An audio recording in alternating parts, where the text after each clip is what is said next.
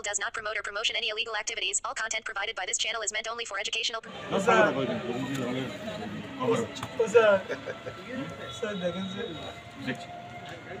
আগে একটু সময় দেওয়া হবে স্যার, তাই তো? আপনি হারুন মজিদকে ফোন করে দেখেন যে আমরা কি করি। গাঁদা পাচার করতে গিয়ে পুলিশের হাতে গ্রেপ্তার হলো এক সিভিক ভলেন্টিয়ার সহ 3 জন। নিশিগঞ্জ এলাকায় ঘটনায় চাঞ্চল্য ছড়ালো।